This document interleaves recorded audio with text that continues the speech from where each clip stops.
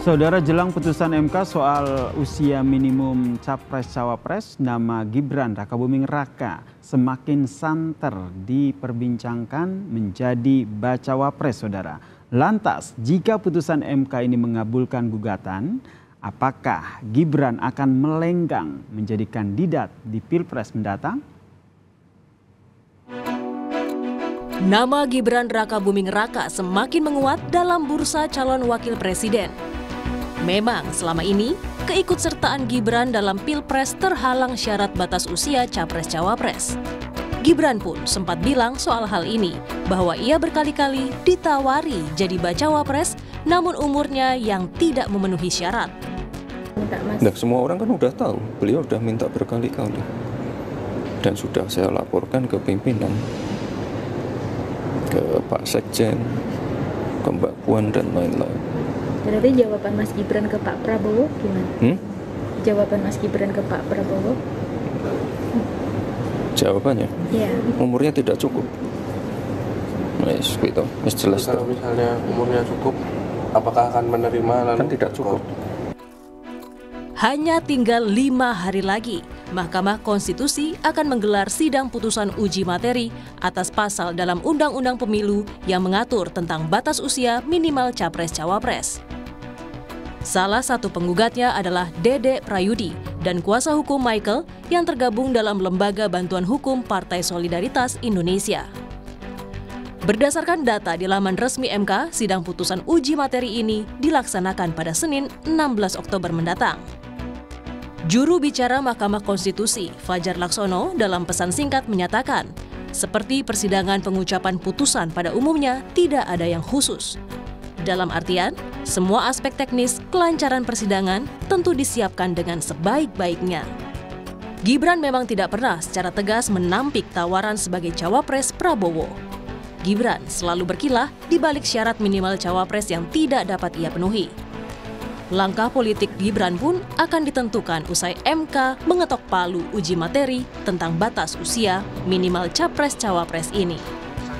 Tim Liputan, Kompas TV. Ya, saudara, Mahkamah Konstitusi menjadwalkan sidang pembacaan putusan gugatan ini pada Senin 16 Oktober mendatang. Apapun hasilnya, saudara, kerap dikaitkan dengan langkah politik dari Gibran yang sering ditawari jadi bacawa pres. Kita berbincangkan dengan anggota Dewan Pembina Perludem, Mbak Titi Anggraini, yang telah bergabung bersama kami di Kompas Malam. Assalamualaikum, salam sehat Mbak Titi. Waalaikumsalam warahmatullahi wabarakatuh. Salam sehat Mas Yasir untuk Mbak kita Titi, semua. melihatnya seperti apa nih gugatan dari batas minimum umur Capres-Cawapres?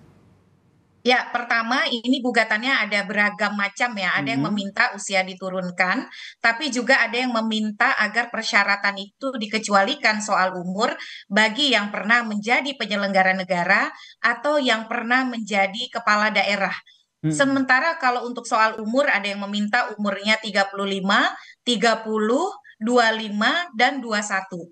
Nah, soal umur sendiri Mas Yasir, kalau saya yakin Mahkamah Konstitusi pasti akan tolak karena di beberapa permohonan sebelumnya Mahkamah Konstitusi sangat tegas menyatakan persoalan umur adalah legal policy atau kebijakan hukum dari pembentuk undang-undang. Sejauh ini nampaknya sulit mencari rasionalisasi soal perubahan sikap Mahkamah Konstitusi terkait umur.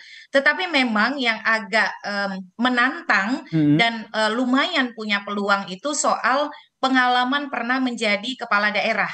Oke, Karena berarti kenapa? tidak semuanya akan ditolak ya berdasarkan umur ini ya Mbak Titi ya?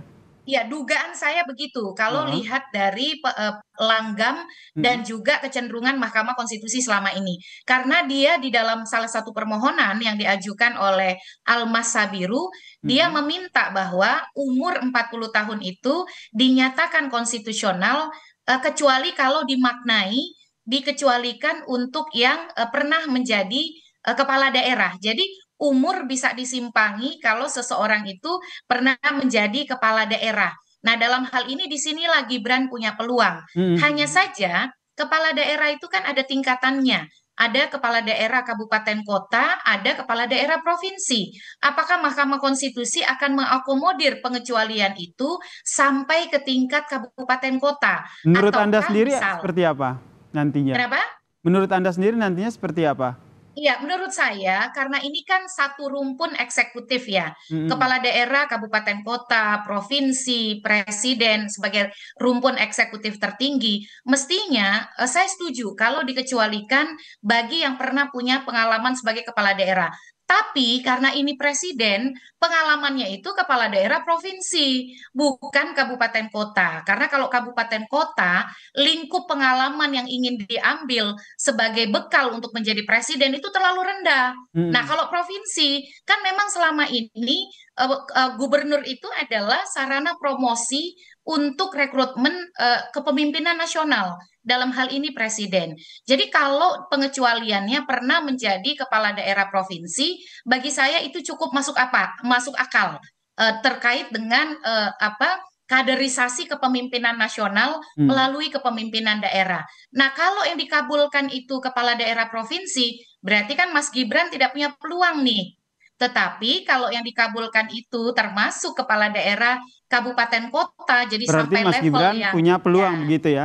Anda melihatnya betul seperti punya apa nih Mbak peluang. Titi? Karena pertanyaan selanjutnya adalah terlepas dari nanti hasilnya seperti apa, karena kita hanya bisa menduga begitu. Anda sendiri melihat kansnya Gibran ini bagaimana?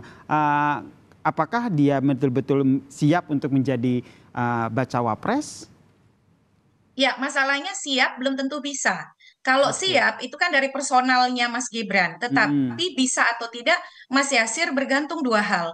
Satu, kalau putusan Mahkamah Konstitusi membuka keran itu, menurunkan umur atau membolehkan kepala daerah kabupaten kota menjadi calon presiden. Berarti dua itu peluangnya di MK. Atau kemudian MK bukakan kerannya, yang berikut dibutuhkan adalah koalisi partai-partai yang mencalonkan.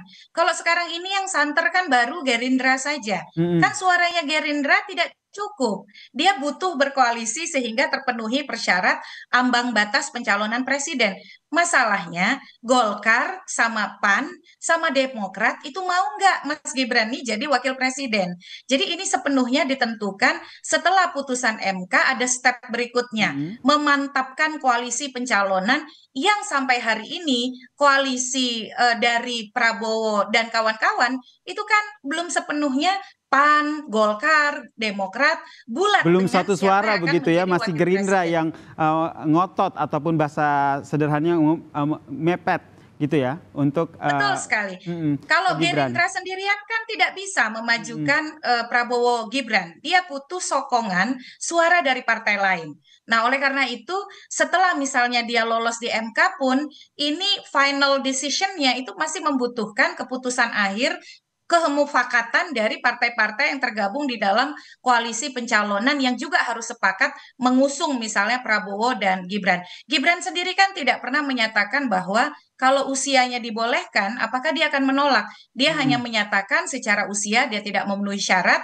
Nah, pertanyaannya kalau usia memenuhi syarat, dia mau atau tidak? Kalau dari gesturnya kan tidak pernah menolak, alias ya siap gitu. Siap Mm-mm. tapi belum tentu bisa, karena bisa ini ditentukan putusan MK. Dan yang kedua, kebulatan dari koalisi pencalonan untuk mencalonkan Gibran sebagai wapres. PDIP sendiri Anda melihatnya seperti apa nantinya akan merespons? Ya, ini yang saya kira kalau dilihat dari PDIP sulit ya, Mas Gibran ini akan dicalonkan PDIP. Walaupun kita pernah punya pengalaman satu partai Mm. mencalonkan dua kadernya, Pak Prabowo dan Sandiaga Uno, tapi waktu itu juga kan Sandi keluar sempat dari Gerindra sebagai komitmen kepada PAN dan PKS. Nah, kalau Ganjar dan Gibran ini kan satu bendera yang sama. Ini akan agak kesulitan untuk kemudian memenangkan kantong-kantong suara karena tipologi pemilihnya serupa. Kalau Pak Prabowo dan Gibran ini kan selain untuk mendapatkan pendukung Pak Prabowo yang juga menjadi bagian dari 2019 Mm. dalam rangka juga menjangkau loyalitas dari pendukung Pak Jokowi. Jadi kehadiran Gibran ini memang tidak bisa dilepaskan dari sosok siapa bapaknya. Kalau hanya melihat Gibran saja ya tidak akan serelevan ini kita diskusi ya. Tetapi siapa yang menjadi bagian dari Gibran dalam hal ini Presiden Joko Widodo itu yang kemudian menjadi daya pikat Gibran di Pilpres 2024 meskipun secara persyaratan kan dia tidak memenuhi syarat ya, tetapi terlihat sekali upaya untuk menarik masuk Gibran bahkan sampai memasukkan pengujian persyaratan Pilpres ke Mahkamah Konstitusi.